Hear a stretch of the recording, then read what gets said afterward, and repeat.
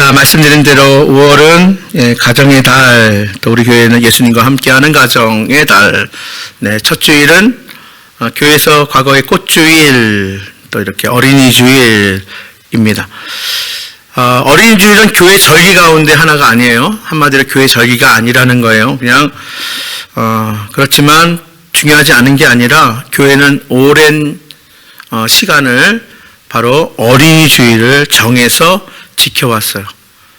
그래서 우리는 오늘이 또 공교롭게 5월 5일 어린이날이라서 어린이주일은 어린이날을 전으로 지키나 보다. 그게 아니에요. 먼저 교회에서 어린이주일을 지킨 거예요.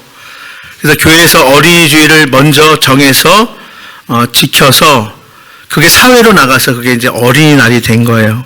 그래서 1856년에 미국의 네오날드라는 목사님이 미국에서 6월 둘째 주일을 원래 어린이 주일로 지켰어요.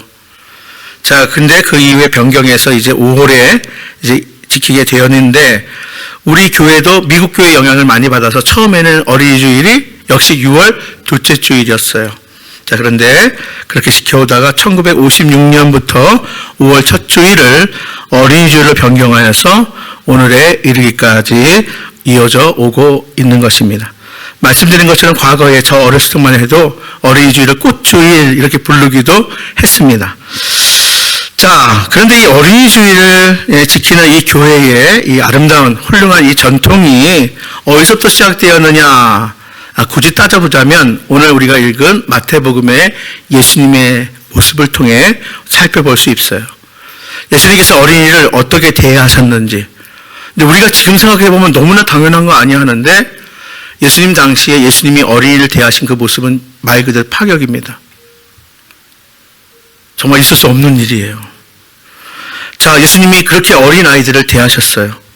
자, 이런 전통이 사회 전체로 파급되어서, 자, 어린이가 완벽한 인격체라는 거예요. 그래서, 자, 완벽한 인격체지만 아직 성장해야 되기 때문에, 자, 부모님의 어른들의 보호를 또 사회의 보호를 받아야 되기 때문에 일정 기간 어린이들은 사랑해줘야 되고 보호해줘야 된다는 인식을 확고히 한 거예요. 자, 그래서 어린이 주일을 지키고 또 어린이날까지 정해지게 된 겁니다. 그래서 기독교 신앙이 들어간 곳에는 여러 가지 사회의 변화가 일어나는데 그 중에 특별히 변화가 일어나는 것 중에 하나가 바로 어린이에 대한 인식이에요. 자, 말씀드린 것처럼 어린이 역시도 누구의 형상대로? 하나님의 형상대로 창조된 어른들과 똑같은 인격체라는 거예요. 자, 그래서 그 어린이들을 사랑하고 보호해야 한다는 거예요. 자, 그러나 그렇지 못한 나라들, 어린이에 대한 인식, 그런 대우는 너무나 열악하고 또 형편없는 것이 사실이고요. 또 우리의 사회도 역시 마찬가지로 불과 오래전에는 그랬다는 거예요. 자, 어린이들을 맞이해서 성경에서 말씀하시는 어린이가 어떤 존재인지, 또 우리 성도는, 그리스도인은, 자, 부모이기 이전에 내가 그리스도인 된 부모로서, 또 그리스도인 된 성도로서 어린이들을 어떻게 기대하며 대해야 하는지, 또 세상을 환대하자 하는데 어린이들을 어떻게 환대해야 하는지 우리가 그 은혜를 나누도록 하겠습니다. 먼저는 어린이는 하나님께서 가정과 사회에 주신 가장 큰 기쁨이라는 거예요. 여러분, 이건 제가 더 설명하지 않아도 우리는 다 알고 있습니다. 이 세상에는요, 어린이 없어서 갈등하고 행복하지 않은 가정, 그런 공동체가 아주 많이 있습니다. 지금 당장 이 사회에는 출산율이 세계 1위를 달리면서 불안과 걱정 가운데 있잖아요. 한마디로 어린아이가 없는 사회가 되어버린 거예요. 아이가 없는 사회에는요, 기쁨이 없어요. 내일을 기대할 수 없습니다. 그러나 그 아이가 없는 가정이나 그 사회에 어린아이가 태어나면 집안에 웃음이 생기게 돼요. 활력이 생기게 됩니다. 자, 우리도 역시 마찬가지였죠. 그렇죠? 예, 우리 어린아이들이 예배 시간에 막 뛰어다니고, 이게 이제 언제적 이야기인지 모르는데, 그게 예배를 방해하는 게 아니라 그게 활력이었어요. 그게 생기였습니다. 아이는 가정과 사회에 주시는 하나님의 가장 큰 선물입니다. 그래서 시편 127편 3절 5절에 이렇게 말씀하세요. 보라, 자식들은 여호와의 기업이요 태의 열매는 그의 상급이로다. 젊은 자의 자식은 장사의 수중의 화살 같으니 이것이 그의 화살통에 가득한 자는 복되도다. 그들이 성문에서 그들의 원수와 담판할 때에 수치를 당하지 아니하리라 이렇게 말씀하셨어요. 여러분, 부디 여러분들의 가문에, 가정에 아이의 웃음소리가 늘 넘쳐나고 또 우리의 골목 길목길에서 아이들이 뛰놀며 또 교회 공동체에도 아이들의 제갈거리는 그런 소리가 넘쳐나기를 다시 한번 주님의 이름으로 축복하며 바라봅니다.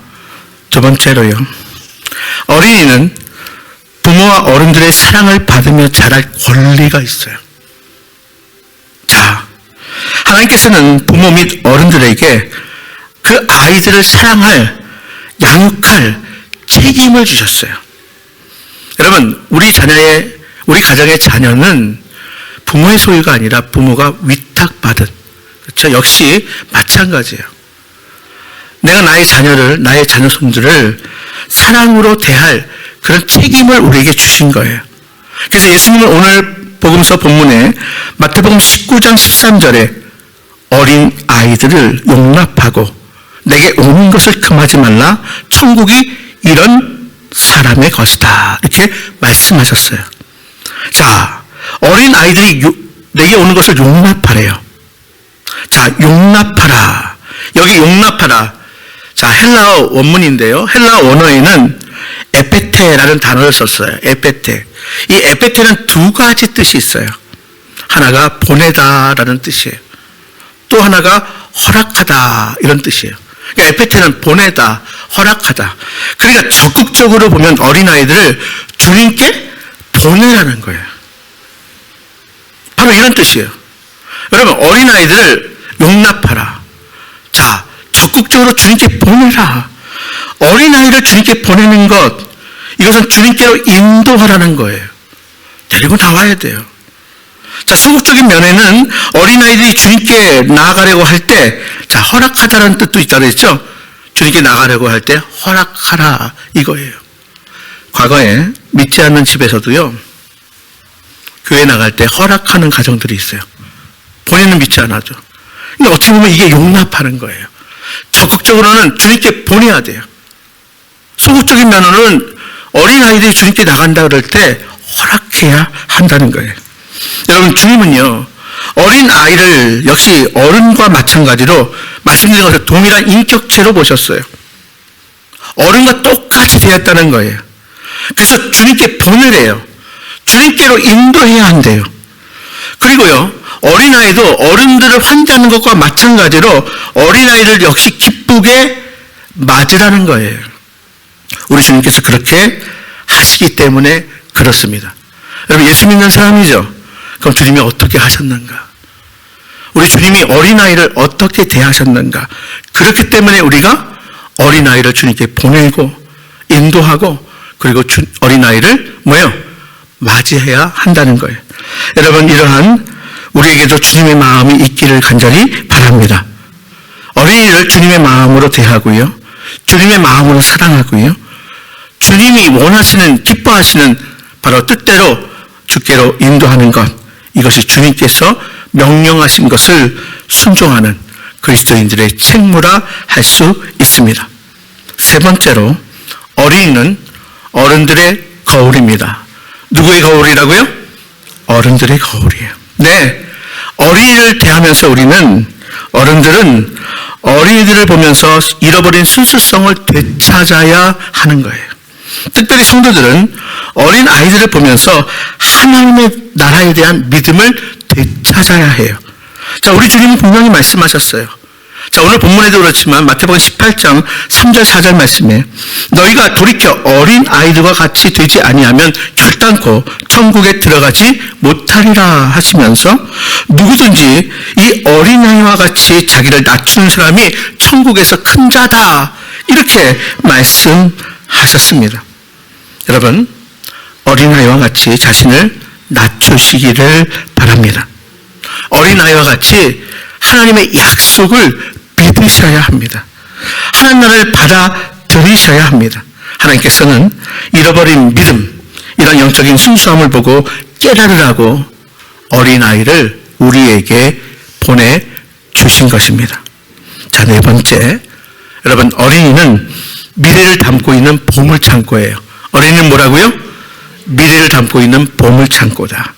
여러분, 어린이에게서 미래를 볼 수 있는 어른은 현명한 어른들입니다. 어린이 속에서 미래를 볼 수 있는 어른들은 행복합니다. 사과 속의 씨는 셀 수 있어요. 그러나 사과 씨 속에 수많은 사과는 셀 수 없다고 합니다. 어린이에게는 무한한 가능성이 있습니다. 어린이의 가능성을 긍정하고 기대하는 정말 지혜롭고 현명한 믿음의 어른들 다 될 수 있기를 바랍니다. 여러분의 자녀들에게서 가능성을 보십시오. 자녀들의 현재와 미래에 대해서 긍정적으로 말하시기를 바랍니다. 말한 대로 돼요. 그러므로 여러분들 자녀를 볼 때 긍정적으로 바라보시고 긍정적으로 말할 수 있어야 해요. 긍정적으로 안아주십시오. 대하십시오. 자기가 긍정적으로 인식되고 대우받고 있다는 느낌을 받는 아이들은 그의 능력을 100% 이상 발휘할 수 있다고 합니다. 여러분, 거절의 경험이 있는 아이는 자기의 능력을 발휘할 수 없대요. 그러나 받아들인다는 것을 끊임없이 경험한 긍정적인 사인을 계속 받은 아이들은 자기의 역량 100% 이상을 발휘하며 잘할 수 있고 그렇게 살아갈 수 있다고 합니다. 사랑받고 있다는 행복함과 거기에서 오는 자신감이 능력을 발휘할 힘을 배가시키기 때문이에요. 그래서 오늘 서신서 우리가 본문 읽은 에베소서 6장 4절 말씀에 너희 자녀를 노엽게 하지 말라. 네, 너희 자녀를 노엽게 하지 말라. 부정적인 말로 자녀의 길을 꺾지 말라. 여러분, 우리가 부정적인 말을 쓰면 자녀들은 기가 꺾여요. 그리고 좀 시간이 지나면 튑니다. 반발합니다. 하나님께서는 어린아이들에게 열어두신 가능성을 닫아버리지 말라고 하십니다. 매사에 부정적인 말을 하는 그 부모 아래에서 자란 자녀는 부모를 닮아서 소극적이고 또 부정적인 태도로 살아가게 되는 것이 보편적이라는 것이 임상의 결과예요. 그러나 긍정적인 환경에서 자란 아이들은 역경을 이길 수 있는 힘을 기를 수 있고요. 그렇게 자란 자녀가 미래를 만들어 갈 때에 우리의 미래가 보다 건강해질 수 있다는 거예요. 가능성을 인정받는 그렇게 자란 어린아이는 바로 자신의 능력을 100% 또 하나님의 능력까지 포함되어서 그 이상으로 발휘하며 살아갈 수 있게 되는 것입니다. 여러분, 우리가 흔히 본 브리튼스 갓 탤런트라는 영국 방송 아시죠? 자, 폴 포츠라는 사람 때문에 아마 유명해졌어요. 자, 이 브리튼스 갓 탤런트 이 방송에 나온 앤드류라는 소년, 13세의 소년이 있었어요. 자, 이 소년이 너무나 밝은 목소리로 자비로우신 예수님이라는 그런 노래를, 찬양을 불렀어요. 자, 거기 심사위원들은 웬만하면 긍정적으로 평가 안 합니다. 독설로 유명한 심사위원들이 깜짝 놀랍니다. 한 여성 심사위원은 눈물을 흘려요. 노래가 끝나자 심사위원 전원이 일어나 기립박수로 이어졌어요. 이렇게 특별한 큰 반응이 나온 것은 자, 그 전에 그 소년을 소개하는데 특별한 사연 때문이었어요. 이 앤드류는 자, 인터뷰에서 학교에서 왕따, 집단 따돌림을 당하고 있는 고통이 극심한 것을 자기가 고백했습니다. 자, 그 고통을 이기기 위해서 노래를 부르기 시작했대요. 주변에서 어른들이, 부모님이 한번 노래 한번 해봐라. 자, 이 소년은 자신의 불우함을 긍정적으로 극복해가는 노래를 통하여 힘을 얻게 되었습니다. 이런 힘이 어디서 나왔을까? 그 누가 뭐래도 첫 번째는 부모님의 긍정적인 말 때문이었대요. 긍정적인 태도, 그의 부모와 형제들의 가능성을 그에게 인정해 주었다고 합니다. 긍정적인 말과 태도로 믿음을 주었기 때문이다. 여러분, 그렇습니다. 이런 예는 너무나 많아요. 어린이의 미래를 향해 가능성과 긍정을 투자할 때 그 어린아이는 자라서 가정이든 교회든 국가든 사회에서 건강하게 밝게 세워지게 될 것입니다. 자, 마지막으로 자, 어린이의 미래는 미래의 보물창고라 그랬죠. 마지막으로 어린이의 미래는 말씀으로 양육될 때 확실히 보장됩니다. 어떻게 할 때 보장된다고요? 말씀으로 양육할 때 그의 미래가 보장됩니다. 자, 오늘 구약의 본문의 말씀, 자, 신명기 6장 1절로 2절 말씀을 다시 한번 봉독해 볼까요? 시작. 이는 곧 너희의 하나님 여호와께서 너희에게 가르치라고 명하신 명령과 규례와 법도라. 너희가 가서 차지할 땅에서 행할 것이니 곧 너와 내 아들과 내 손자들이 평생에 내 하나님 여호와를 경외하며 내가 너희에게 명한 그 모든 규례와 명령을 지키게 하기 위한 것이며 또 내 나라를 장구하게 하기 위한 것이라. 아멘.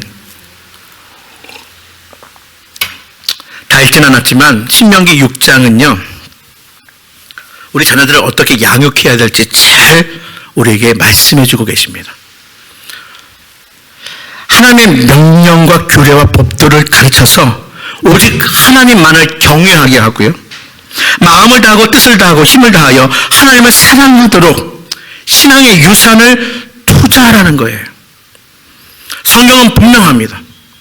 이어지는 신명기 6장 6절 7절의 말씀에 오늘 내가 내게 명하는 이 말씀을 너는 마음에 새기고 내 자녀에게 부지런히 가르치며 집에 앉았을 때이든지 길을 갈 때이든지 누워 있을 때이든지 일어날 때이든지 이 말씀을 강론하라. 예, 자녀들이요, 자연스럽게 그리고 몸에 배일 수 있도록 하나님을 경외하도록 하나님을 사랑하도록 그렇게 해야 돼요. 그래서 신명기 이제 자, 우리가 6장 8절 9절 말씀에는 그렇기 때문에 방법까지도 가르쳐 주시는데 손목에 매어 기로로 삼고 미간에 붙여 표로 삼고 집의 문설주와 바깥문에 기록하라, 이렇게 한 거예요. 왜 이렇게까지 손목에 매어 기호로 삼고 미간에 붙여 표를 삼고 집 문설주와 그리고 바깥문에 왜 기록하라? 그만큼 하나님의 말씀으로 양육된 자녀들이 그들의 미래가 확실히 보장되기 때문에 그래요. 여러분, 백화점 왕이라고 불리면서 우리나라를 비롯해서 세계 곳곳에 YMCA 건물을 지어서 기탁하고 복음사역에 크게 기여한 워너메이커라는 분이 계세요. 자, 이 워너메이커가 백화점 사업, 그의 백화점 사업 60주년을 기념한 행사에서 지금까지 여러 사업에 자기가 투자를 했는데 지금까지 자기가 투자한 것 중에서 최고의 투자는 10살 때 $2 75센트를 주고 내가 성경을 산 거다, 이렇게 했어요. 말씀의 사람이에요. 성경의 사람이에요. 그런 하나님의 말씀을 붙들었어요. 믿음의 삶을 삶으로 하나님께서 형통케 하시고 높여주시는 큰 복을 받았다고 고백하는 거예요. 여러분, 아이들의 미래는 오직 말씀 안에서 계획되고요, 또 하나님과 함께 할 때 복되고 활짝 열리게 됨을 기억하시기를 바랍니다. 나를 지으신 분 누구세요? 하나님이세요. 우리의 자녀들을 지으신 분 누구세요? 하나님이세요. 어찌 나의 또 우리 자녀의 그들의 미래를 지으신 분이 그 미래가 보장되는 삶을 어찌 모르시겠습니까? 여러분, 사무엘상 2장 18절에 보면 자식이 없어서 늘 천덕골을 잃었던 한나라는 여인이 나와요. 그래서 이 한나라는 여인이 이제 그 자식이 없어서 천덕골을 잃었던 그 인생을 돌아보며 눈물로 기도합니다. 기도하여 얻은 아들이 사무엘이에요. 자, 이게 사무엘상 2장 그 이후에 쭉 나오는데 우리는 사무엘을 너무나 잘 알아요. 자, 사무엘은 어렸을 때에 세마포 에봇을 입고 여호와 앞에서 섬겼더라. 소원한 대로, 그의 어머니 소원한 대로 사무엘은 제사장을 섬기며 뭐예요? 바로 성막에서 자라게 됩니다. 귀하게 얻은 알을 하나님을 섬기도록 드리고 키웠더니 어떠한 결과가 일어났습니까? 하나님께서는 사무엘을, 기도의 응답으로 사무엘을 주셨을 뿐만이 아니라 소원한 대로 하나님을 섬기도록 드렸더니, 말씀으로 자라도록 드렸더니 한나에게, 바로 사무엘상 2장 21절에 보니까 하나님은 한나에게서 세 아들과 두 딸을 낳게 하시고 아이 사무엘은 여호와 앞에서 자라니라, 이렇게 기록되어 있어요. 그리고 같은 장 26절에 보면 아이 사무엘이 점점 자라매 여호와와 사람들에게 은총을 더욱 받고 자라더라. 사랑하는 여러분, 저는 여러분들의 자녀들이 하나님 앞에서 자라가기를 원합니다. 저는 우리 자녀들이 바로 하나님 안에서, 하나님 앞에서 무럭무럭 자라기를 바랍니다. 이것이 여러분이 잘되고 자녀들이 복받는 비결이에요. 사무엘이 그랬던 것처럼 여러분들의 자녀들은 하나님과 사람들에게서 은총을 받게 하시기를 바랍니다. 여러분, 이제 그 이후에 사무엘상의 말씀을 보면, 자, 우리가 잘 알고 있어요. 사무엘상 7장에 보면, 자, 하나님께 예배하고 기도하며 자란 사무엘은 이스라엘의 지도자가 되었어요. 사무엘의 역할은 제사장의 역할, 선지자의 역할, 그리고 왕의 역할을 감당했습니다. 죽는 날까지 이스라엘을 다스렸어요. 하나님은 사무엘을 통해서 이스라엘을 블레셋의 침입으로부터 구원하셨습니다. 블레셋에게 빼앗긴 땅을 도로 찾게 하셨습니다. 나라의 평화가 임하게 하셨습니다. 사무엘에 관한 기록을 보면요, 사무엘이 여호와 앞에서 자라니라. 사무엘이 여호와를 위하여 제단을 쌓았더라. 이런 말들이 여러 번 반복됩니다. 저는요, 여러분의 자녀들이 바로 사무엘과 같이 여호와 앞에서 자라니라, 여호와를 위하여 예배의 단을 쌓았더라, 이러한 말이 반복적으로 고백되어지기를 간절히 바랍니다. 사무엘은 어렸을 때부터 하나님을 섬기고 예배하는 것이 몸에 배었어요. 지도자가 되었어도 그것을 잊지 않았습니다. 사무엘은 과연 하나님 중심의 사람, 사무엘은 과연 예배 중심의 사람이었던 거예요. 하나님은 그를 높이 들어 이스라엘을 위해서 사용하신 것입니다. 말씀을 정리합니다. 하나님 안에서 어린이를 사랑하고 믿음 안에서 어린이의 가능성을 볼 수 있게 되기를 바랍니다. 그리고 어린이들이 하나님에게서 믿음의 길에서 떠나지 않도록 가르칠 수 있기를 바랍니다. 하나님보다 내 아들, 내 딸에 대해서 더 잘 아는 이가 없어요. 하나님보다 내 아이들을 더 사랑하는 이가 어디 있겠습니까? 하나님 외에 아이들의 가능성을 현실로 만들어줄 수 있는 전능하신 이가 세상에 어디 있겠습니까? 부모나 사회나 국가가 어린이에게 해줄 수 있는 것에는 한계가 있습니다. 그 어떠한 국가 정책도 어린이에게 다 해줄 수 없습니다. 그 어떤 부모도 어린이에게 다 해줄 수 없는 것이에요. 할 수 있는 일들보다 할 수 없는 일이 많이 있습니다. 그러나 우리 아들, 딸, 우리 어린 아이들을, 미래를 하나님께 맡기면 하나님께서 그 아이들의 미래 또한 책임지심을 기억하시기를 바랍니다. 여러분들이 가진 믿음을 자녀들에게 깊이 심어 주십시오. 그것이야말로 여러분들이 자녀들에게 줄 수 있는 가장 좋은 큰 선물입니다. 저는 신앙의 공동체를 우리가 함께 하면서 우리 부모님들이 안타까워해요. 자녀들에게 많이 해줄 수 없는 거에 안타까워해요. 여러분, 그러나 걱정하지 마십시오. 가장 좋은 선물, 가장 큰 선물은 바로 하나님이심을 기억하시기를 바랍니다. 그 선물을 아이들의 손에 꼭 쥐어주시고 하나님께서 준비해 놓으신 멋지고 행복한 삶으로 보내시기를 주님의 이름으로 축복합니다.